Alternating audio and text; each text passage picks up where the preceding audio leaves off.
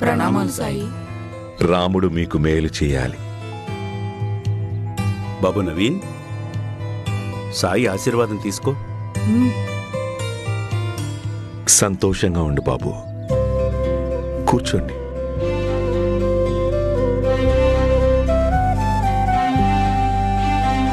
మీరు నాసిక్ నుంచి వచ్చారా?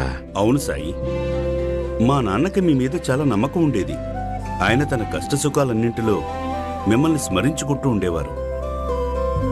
ఆయన ఏ పని కూడా మీ నామాన్ని స్మరించకుండా మొదలుపెట్టేవారు కాదు.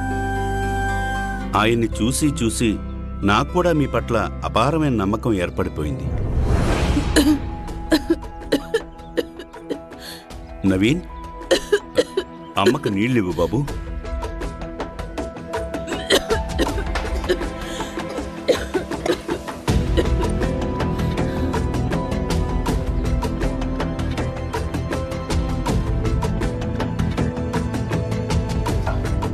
బానే ఉందా?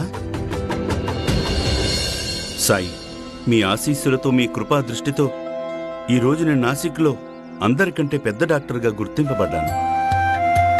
ఇదంతా నీ కష్టం, నీ అంకిత భావం, ఇంకా మీ అమ్మా నాన్నల దీవెనల ఫలితమే. నేను ఇంకా నా భార్య కూడా ఏం కోరుకుంటున్నామంటే మా నవీన్ నాలాగే డాక్టర్ అవ్వాలని.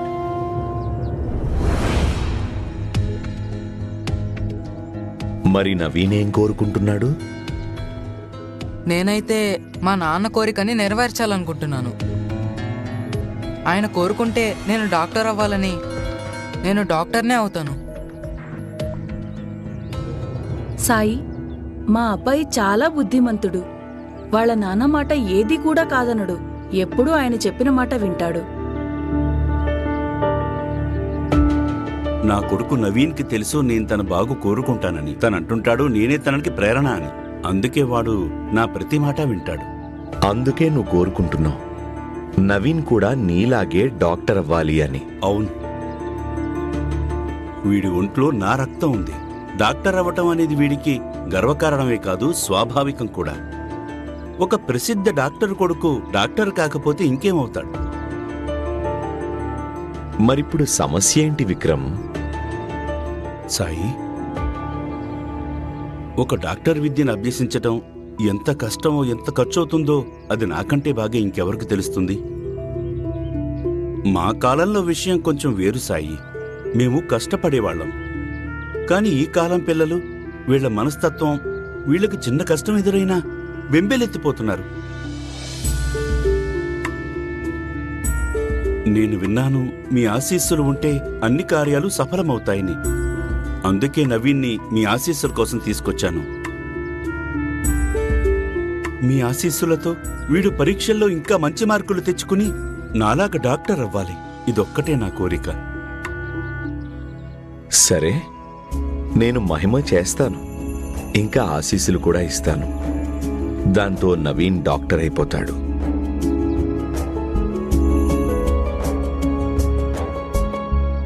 కానీ దానికోసం నువ్వు ఒక పని చేయాల్సి ఉంటుంది.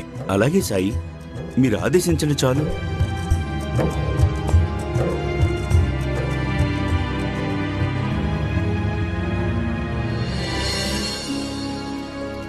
మీరిద్దరూ ఇక్కడే విశ్రాంతి తీసుకోండి.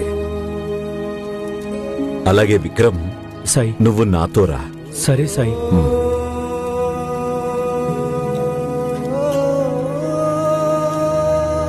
పద. అయితే మాకు ఏ ఆట నేర్పిస్తావు ప్రహ్లాద్ అన్నయ్య? ఖోఖో. ఖోఖో?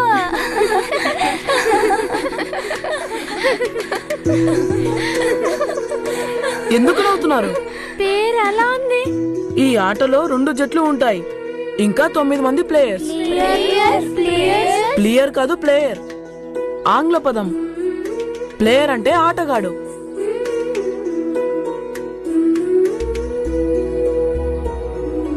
ప్రహ్లాద్ అన్నయ్య, ఆంగ్లం అంటే మా అందరికి గుడ్డెద్దు చేలో పడ్డట్టే. ఎందుకు? మీకు పాఠశాలలో ఏబిసిడీలు నేర్పిస్తున్నారుగా. ప్రహ్లాద్ అన్నయ్య, అసలు మేం బడికి వెళ్తే కదా మా అమ్మా నాన్నలు చెప్తారు వాళ్ళ దగ్గర డబ్బులు లేవు అని. శ్రీకాంత్ మాస్టర్ గారు అప్పుడప్పుడు మాకు ఉచితంగా చదువు చెప్తారు. కానీ ఇప్పటిదాకా మేము లెక్కలే నేర్చుకున్నాము.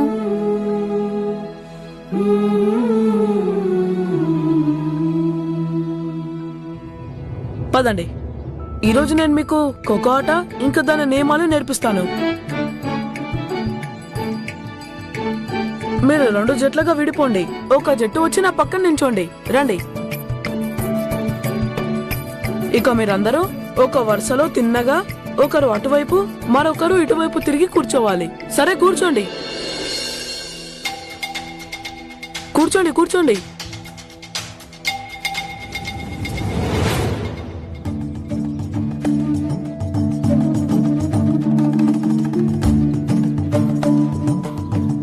ఇప్పుడు ఒక జట్టులో నుంచి ఒక ఆటగాడు ఇక్కడ పరిగెడతాడు.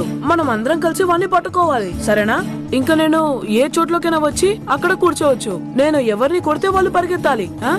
రా, పట్టుకో.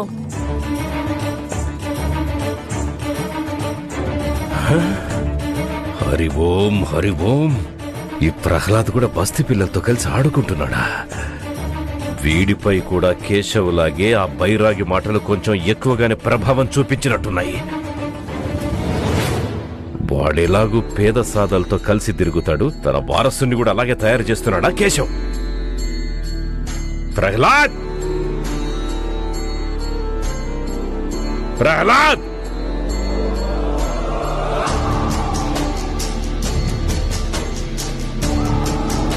ఒక్కసారి నేను తప్పు చేశాను. కేశవుని సరైన దారిలో పెట్టలేకపోయాను. కానీ వీణ్ణి ఆదిలోనే ఆపి తీరాలి, లేకపోతే వీడు కూడా చేయి దాటిపోతాడు. హరి ఓం.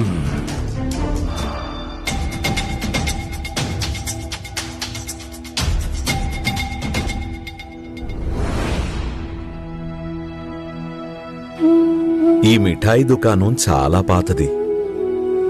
దీని యజమాని రామకిషన్ చాలా నిజాయితీగా పనిచేస్తాడు. మీ మాటల్ని బట్టి తెలుస్తుంది ఇక్కడి మిఠాయి చాలా రుచిగా ఉంటుందని. రుచి అనేది ఒక్కొక్కరిది ఒక్కొక్క తీరుగా ఉంటుంది. కొంతమందికి ఇక్కడి మిఠాయిలు చాలా రుచిగా అనిపించచ్చు, కొంతమందికి కాస్త తక్కువగా. అవును, మీరు సరిగ్గా చెప్పారు సాయి. నిజానికి మా నాన్న కూడా మిఠాయిలు చేస్తాడు, చాలా బాగా చేస్తాడు. ప్రణామాలు సాయి. రాముడు మీకు మేలు చెయ్యాలి. ఎలా ఉన్నావు రామకిషన్? సాయి, మీ దయ వల్ల అంతా కుశలంగానే ఉంది. కానీ సాయి, ఈ రోజు నా దుకాణానికి వచ్చారు. నీ నుంచి ఒక సహాయం కావాలి. చెప్పండి సాయి. నాతో పాటు వచ్చిన ఈయన నాసిక్లో చాలా పెద్ద వైద్యుడు, విక్రమ్ గారు. మరి నువ్వు ఒక్క రోజు కోసం నీ దుకాణాన్ని ఈయన నడపటానికి ఇవ్వగలవా? అయ్యో, ఏం మాట్లాడుతున్నారు సాయి? నాకు మిఠాయి దుకాణం నడిపించడం చేత కాదు. నేనెలా నడిపిస్తాను? అయినా నేనెందుకు నడిపిస్తాను? ఇంతకు ముందు నువ్వే చెప్పావుగా మీ నాన్నది మిఠాయి దుకాణమని. అవును. అంటే ఈ పని నీ రక్తంలోనే ఉంది, నువ్వు సులువుగా చేసేస్తావు కదా. నాకు అర్థం కాలేదు సాయి. మీరు చెప్పారు మహిమలు చేస్తానని, ఆశీర్వాదం ఇస్తానని, దాంతో నా కొడుకు నవీన్ డాక్టర్ అయిపోతాడని. కానీ దానికి నేను ఒకరోజు దుకాణం నడపడానికి సంబంధం ఏంటి? అంతా అర్థమవుతుందిలే. ఒకటే అర్థం చేసుకో చాలు. నేను నీకన్నా పెద్దోణ్ణి. నీ మంచే ఆలోచిస్తాను, చెడేమీ ఆలోచించను. అయినా ఎలాగో నువ్వు షిరిడీ నుంచి తిరిగి వెళ్లేది రేపు సాయంత్రం దాకా దుకాణం నడిపించినా కూడా నీకేమీ నష్టం ఉండదులే. పైగా ఒకవేళ నవీన్ డాక్టర్ అయ్యాడనుకో, నీకు లాభమే జరుగుతుందిగా. సరే సాయి. రామకిషన్, నీకేం అభ్యంతరం లేదు కదా? లేదు సాయి, నాకు బదులుగా ఒకవేళ ఆయన గారు దుకాణం సంభాళించుకుంటే నాకేమీ అభ్యంతరం లేదు. రండి రండి, దయచేయండి, రండి.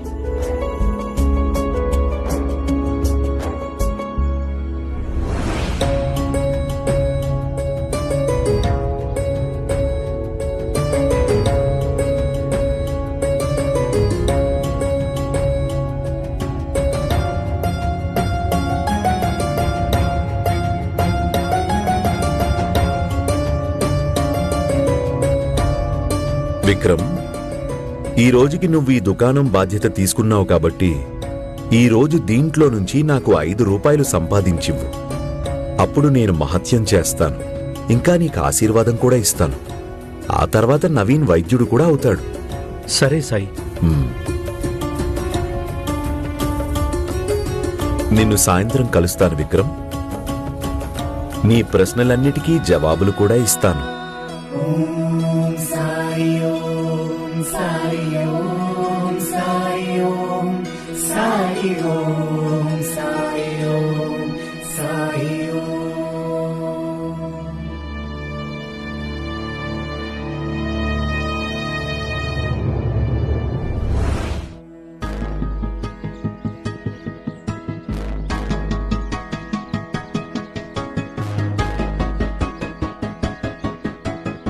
రే, ఆగ! స్నానం చేయకుండా లోపలికి రావడానికి నీకు ధైర్యం ఎలా వచ్చిందిరా? నేనైతే పొద్దున స్నానం చేసే తాతయ్య. స్నానం చేశావు, కరా తర్వాత బస్తీలో గతిలేని ఆ మురికి పిల్లలతో ఆటలాడుకున్నావుగా. బస్తీ పిల్లలతోనా? ఈ గతిలేని పిల్లలు చాలదా నువ్వు మళ్ళీ ఆ బస్తీ పిల్లలతో ఆటలాడడానికి? నేను కేవలం వాళ్ళకి ఆటలు నేర్పిస్తున్నానంతే. ఏమైనా సరే నువ్వు స్నానం చేయకుండా ఇంట్లోకి రాకూడదు. కానీ తాతయ్య దీంట్లో తప్పేముంది? పేదవాళ్ళతో ఆడుకుంటే నేను మైలా పడిపోతున్నానా ఏంటి? మోయ్! ముందు ఇంటి వెనక బావి దగ్గరికి వెళ్లి స్నానం చేసిరా. సరే తాతయ్య. సాయి చెప్పారు పెద్దవాళ్ళ మాట తప్పక వినాలని. మీరు చెప్పినట్టే స్నానం చేస్తాను, కానీ ముందు భోజనం చేస్తాను. బాగా ఆకలిస్తుంది. నేను నీకోసం ఏదైనా... హరి ఓం! నీకిక తిండి ఉండదు, నీళ్లు ఇవ్వదు. చాలా మొండి పనులు చేస్తున్నావురా నువ్వు. ఆ బైరాగి చెప్పాడన్నావుగా పెద్దవాళ్ల మాట పాటించాలని. విను, కాబట్టి నువ్వు ముందుగా వెళ్ళి స్నానం చేసిరా. ఆ తర్వాత ఆలయానికి వెళ్ళి పూజ కూడా చెయ్యాలి నువ్వు. ఆ తరువాత నీకు భోజనం పెడతాం. కానీ తాతయ్య నాకు బాగా ఆకలి. వెళ్తావా లేదా? అరే, ఏం చేస్తున్నారండి మీరు? ప్రహ్లాద్ ఇప్పుడు పెద్దవాడైపోయాడు, తన మీదకి అలా చెయ్యొద్దు. నాకు తిక్క రేగితే వీడి బాబు మీద కూడా చెయ్యెత్తుతాను నేను. ఒళ్ళు దగ్గర పెట్టుకుని విను, ఇది నా ఇల్లు. ఇక్కడ ఏం జరిగినా నేను చెప్పినట్టుగానే జరగాలి. ఇక వెళ్ళు.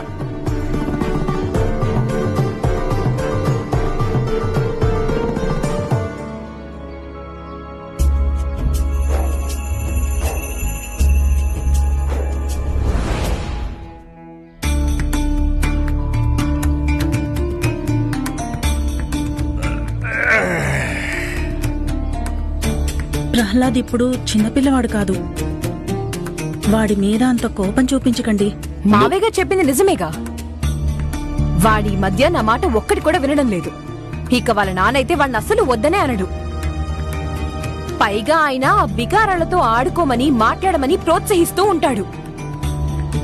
ఇలాంటప్పుడు క్రమశిక్షణ నేర్పించడం చాలా అవసరం.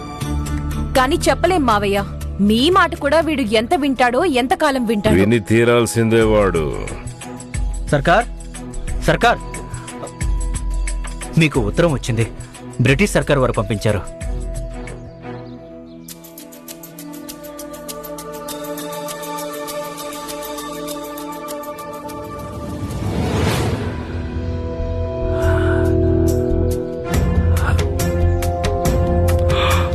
హరి ఓం, హరి ఓం. ఏం రాశారు మావయ్య? అవా కోడలా, నన్ను నగరపాలక పరిషత్తుకి సభ్యుడిని చేస్తామని ప్రస్తావన పంపించారు. ఉన్నతాధికారి త్వరలోనే షిరిడీకి వస్తారంట. పరిశీలన చేయడం కోసం నన్ను కలవడానికి వస్తారంట. గ్రామాన్ని తనిఖీ చేసి రిపోర్ట్ కూడా తయారు చేస్తారంట. దాని ఆధారంగా నిర్ణయం తీసుకుంటారట. హరి ఓం, హరి ఓం. నా ఇన్నాళ్ల కష్టం ఫలించబోతోంది. దీనిలో అంత గొప్ప విషయమే ఉంది. నగరపాలక పరిషత్తులో సభ్యుడవ్వడం అనేది చాలా గొప్ప విషయం కోడలమ్మా. గ్రామాభివృద్ధి కోసమని డబ్బిస్తారు, డబ్బు. కానీ ఆ డబ్బుని మన సర్కార్ గారు జేబులో వేసుకుంటారు. అసలైన అభివృద్ధి మన సర్కార్ గారికే అవుతుంది. మరీ అంత సంబరపడాల్సిన అవసరం ఏమీ లేదు మావయ్య గారు. మీరే అన్నారుగా ఎవరో పెద్ద అధికారి వస్తాడని షిరిడీని పరిశీలించడం కోసం. అప్పుడు ఆయనకి ఆ బైరాగి సాయి భక్తుల ద్వారా తెలిసిపోతుంది మీరీ గ్రామాన్ని ఎంత భ్రష్టి పట్టించారు, మీరీ గ్రామస్తులపైన ఎన్ని అరాచకాలు చేస్తారు. అప్పుడు ఆయన మిమ్మల్ని పాలక మండలిలో సభ్యుణ్ణి చేయడం. అరే, నా మీద అలా అరవాల్సిన అవసరం లేదు మావయ్య గారు. నేనైతే కేవలం మిమ్మల్ని ముందుగా హెచ్చరిస్తున్నాను. ఒకవేళ మీరు పాలక మండలి సభ్యుడవ్వాలంటే ఈ జాగ్రత్తలు ఖచ్చితంగా తీసుకోవాలి. ఈ ఊర్లో మీకు విరుద్ధంగా ఎవ్వరూ ఏమీ చెప్పకుండా. దాని గురించి నువ్వు అస్సలు దిగులు పడొద్దు. ఈ అడ్డగాడిదల్ని ఎలా దారికి తెచ్చుకోవాలో నాకు బాగా తెలుసు. హరి ఓం.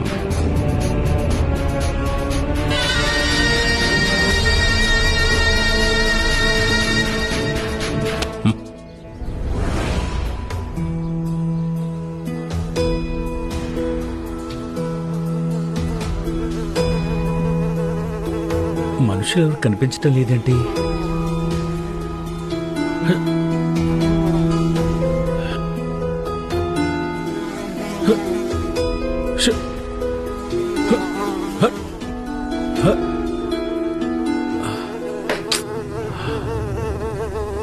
సాయి 5 రూపాయలు సంపాదించమని చెప్పారు. పొద్దుటి నుంచి ఇప్పటిదాకా ఎదురు చూసినా కూడా ఒక్క బేరం కూడా రాలేదు. సాయి నన్ను జంజాటల్ని ఎందుకు పడేశారో తెలియడం లేదు, అర్థం కావడం లేదు.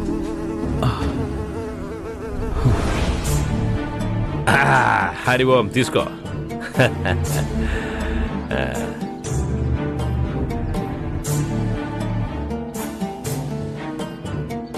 ఏదిగా సర్కార్, మీరు ఇవి మాకు ఉచితంగానే ఇస్తున్నారా? అవునయ్యా, చలికాలంలో మీకు ఉపయోగపడతాయి. ఒకవేళ మీ నౌకర్లు తర్వాత మా దగ్గర నుంచి లాగేసుకోరుగా?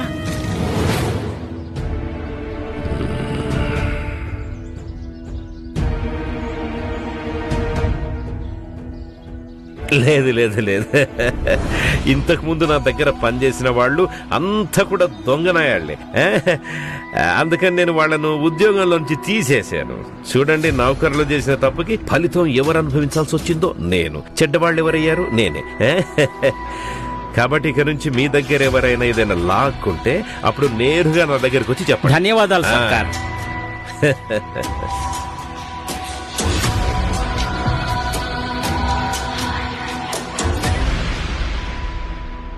ఓ పాటిల్ గారు, మహల్సాపతి గారు, మాస్టర్ గారు, రండి రండి.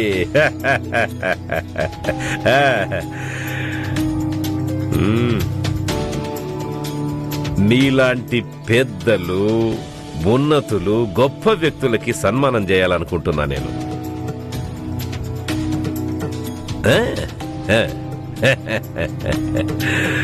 హరి ఓం, హరి ఓం. అప్పాజీ, ఇది మీకోసం. ఇక ఇది మీకోసం. హరి ఓం. సర్కార్, ఈ రోజు మీరెందుకో కొంచెం తేడాగా కనిపిస్తున్నారే. బాగా గుర్తుపట్టేశారు మాస్టర్ గారు, మీరు చాలా బాగా గుర్తుపట్టారు. మీకు తెలుసా, రాత్రి నా కలలోకి ఎవరొచ్చారో? సాక్షాత్ గణేష్ మహారాజ్. ఆయన నా కల్లోకొచ్చి దర్శనమిచ్చారు. ఇంకా ఏమన్నారంటే, రే మూర్ఖుడా, షిరిడి నీకు సకల సౌఖ్యాలిచ్చిందిగా, నువ్వు తిరిగి షిరిడికి ఏమిస్తున్నావురా? అప్పుడు నాకు జ్ఞానోదయమై సత్యం బోధపడింది. అప్పుడే అనుకున్నాను షిరిడి వాసుల కోసం ఏదైనా చెయ్యాలని, వాళ్ళ జీవితాల్ని ఉన్నతంగా తీర్చిదిద్దాలని. ఇది చాలా మంచి నిర్ణయం కులకర్ణి సర్కార్.